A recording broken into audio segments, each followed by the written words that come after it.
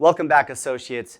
So now we're going to dive a little bit deeper into stage one of the practice purchase process, the profitability and asking price review. Now, we're going to divide this up really between two modules. This first one, we're going to look at things at more of a high level to help you understand where we're trying to arrive at, what's the goal in doing this initial analysis and asking price review. And then our next module will be taking a deep dive into an example of a practice that's being sold and how we'll actually apply a process to arrive at what we're going to see here in this module. So I want to start with the end in mind, in other words. Now, when you're going to buy a dental practice, ideally the seller would come to you and the seller would give you financial statements that look just like this. And maybe for multiple years, but look just like this, where you have your practice collections, you have your expense categories, you have your total expense, and you have the difference between your collections and your total expenses, also known as your overhead, to get what's your operating income. That number right there, your operating income, is what we're trying to sort of sift through all the garbage when we get these financial statements from a doctor that have all this fluff, they're not organized, they're not very clear, to arrive at, okay, what's the true profit of the practice for me to pay for my debt, to pay for my taxes, to pay for my personal budget, to pay for my savings? What is that number? Well, it's not an easy number to get to. And so you've got to take the financials and you've got to essentially sift out the garbage, repackage them, and give it in a format that you can easily interpret. It's like going from one of those old black and white x-rays to having like a CT view where you can just look at it in a much more crisp way. Well, that's what we're trying to do here. So ideally, you'd get in this format, and you can see in this practice, it's $1.35 million in net collections, and that's going to be after refunds to patients, so net collections. And then you have your expense categories. Now, we've explained this in a couple modules, but I want to quickly do it again. The way that we as dental CPAs segregate out, at least the way we do it here at Practice CFO, segregate out your profit and loss statement is between 6 categories of expenses. Now, within each of these 6 categories, you can get a lot more granular, and our financial statements do, but these are sort of groups. And the first group is your labor. In your labor, you're going to have hygiene, assistant, front office. You're going to have payroll taxes, maybe some benefits in there. And that would all be broken out on our profit and loss statement. But ideally right now, we're just wanting to see what's your total labor cost. And in this case, it's $379,000. What are your total supplies? In this case, $110,000. That's number 2, supplies. Number 3 are labs. Number 4 is facility. Number 5 is marketing. And number 6 is admin. And you'll see when we talk about extracting yourself from the dependency on PPOs, you'll talk about why marketing is so important, such that we need to look at the way we're marketing, online versus mail marketing, your website costs, pay-per-click. It's important that you be very granular about that. And so under marketing, you might have those different categories.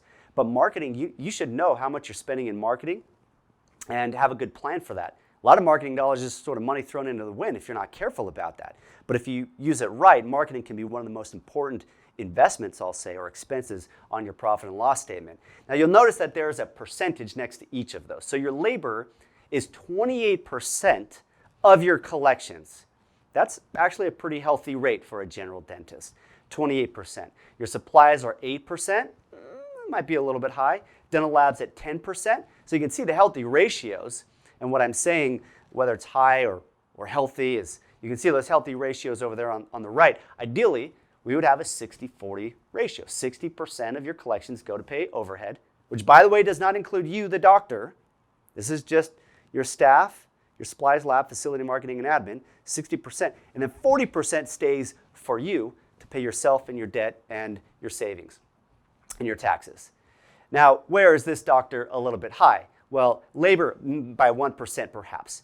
Supplies by a couple percent, lab by 1%, their facility cost by 1%, marketing is actually a little bit under, and then administrative costs over by 3%. So it's a little bit of a spread across the different categories of overhead are causing this doctor to be about 7% too much of their collections is going into overhead. Now this can be different a bit by region. So if you're here in San Diego or Southern California, sometimes your labor costs and your facility costs are a little bit higher than in, say, rural Pennsylvania or some other areas of the country. So take this one as just a general rule of thumb here. So you look at this and you say the doctor is only at 33%, but at the same time, 1.35 million, that's a healthy practice. And so the net operating income at 439,000, that's not too bad, even though it is only 33% of the income, as opposed to a healthy practice. A really healthy practice can be 40% or maybe even a little bit more there. So just on surface, I look at that practice and I rate it as a decent practice. So now we have to look at that 439,000 and say, what does that mean for you? Taxes and debt and personal expenses. And so I'm going to talk about that in our next module when we get into the example of a sample. Dr. Devlin is the doctor's practice that we're going to look at.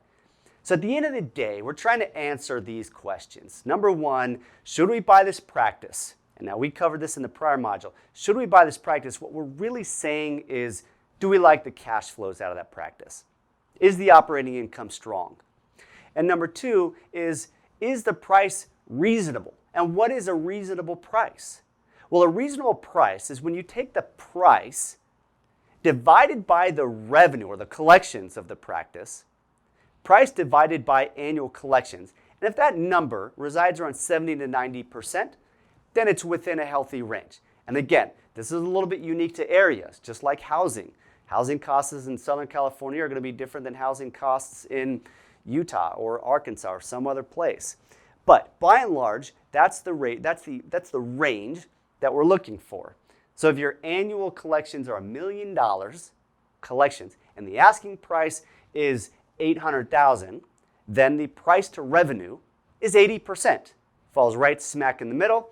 That could be a reasonable price. Could be. We got to do our due diligence, of course, but it could be. And then number two, because that's price to collections. Collections are up at the top, the 1.35 million. Let's now look at it relative to the profit, which is the 439,000. So after expenses, because it could be a practice doing, I don't know, $10 million a year. But if there's zero operating income, I don't think I'm going to want to buy that practice for nothing. A lot of questions could go into that. But let's look at a top line and bottom line, as I say. So bottom line, we use this ratio called price to earnings. What is the price divided by the earnings? So in our example of a price of 800,000, the earnings are 439,000. You'd say 800,000 divided by 439,000, and that's going to be a little bit under 2, in which case it's probably falling within that ratio pretty well of 1.75 to 2.75. So that's just to give you a preliminary analysis of what we're trying to accomplish when we get these financial statements from the seller, or you get the prospectus from the seller. And we need to shuffle the numbers around to get to the point where we can see, is the price reasonable and what is the true operating income of that practice? Okay, next segment of the Associates on Fire program is we're going to dive into that example. And I'll tell you right now that I'd love for you to go to the resources on our website, fuel cell number 3. So click at the top resources. Go to fuel cell number 3. You've got to create your profile, your account, and add your profile to get access to the resources. It unlocks them.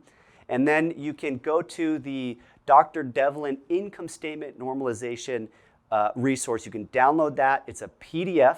And I am going to highly recommend that you attempt to go through it on your own before watching the next segment video, in which I will explain exactly the logic or the flow of thinking as we go through that to decipher whether that's a healthy practice for the buyer or not.